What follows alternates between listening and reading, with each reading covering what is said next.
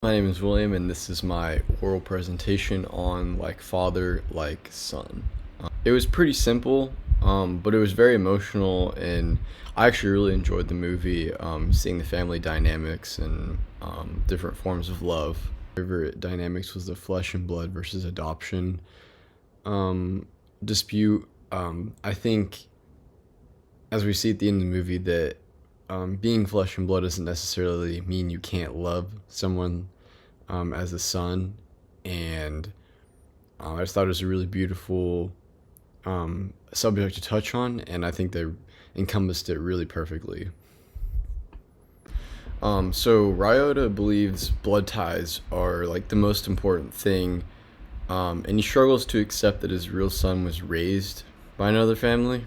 But as the story goes on, he eventually learns that love can also be time spent together and it doesn't have to be actual blood ties to someone. I think the impact of the social class and the different parenting styles was a really important subject to touch on. Especially, I feel like you see that in a lot of other movies.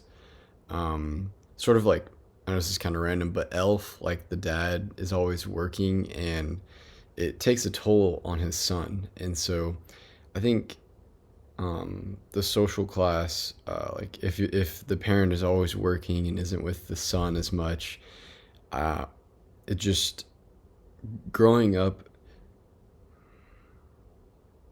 growing up in a growing up in a home like that is sometimes very difficult for a kid who doesn't get as much love versus someone who is underclassed, versus someone who is not as wealthy, but receives a lot of love and attention. And I think it was interesting to see that dynamic and how different that can play out for a child and how they feel. Uh, Ryota is strict and he wants his son to be successful, but he doesn't spend much time playing with him and enjoying life. But Yudai's family is more loving and playful, and although they don't have much money, they're able to enjoy life together, have those happy moments, and spend time with each other. But the movie begs the question of how these parenting styles differ and what's better for a child, whether that is money and pleasure and less time spent as a family and with fun, or if love and freedom is better for a child to grow up with. Another theme was the father and son versus the mother and son bond. Ryota has a hard time connecting with his son, while his wife is actually more caring.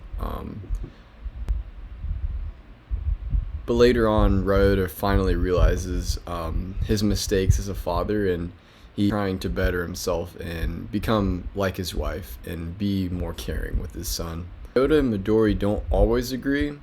I feel like Ryota is kind of cold. He doesn't really listen to his wife's feelings whenever she tries to explain those. This actually ends up causing problems, but again, later in the film, Ryota kind of has a new arc and understanding of how important family really is. The final theme is the children's feelings and how they adapted to figuring out this hard truth.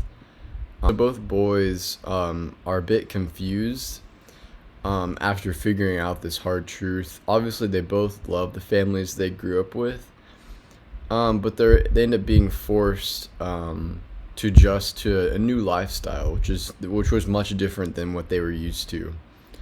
But I think this movie really encompasses how children cope and feel with pain. At such a young age, it's just hard to really grasp things like that. But they're able to adapt, and they were able to learn to love their families, and yeah. So in conclusion, the Like Father, Like Son teaches us that family is not just about blood ties. It just kind of shows that love can just be something that happens when you spend more time with someone.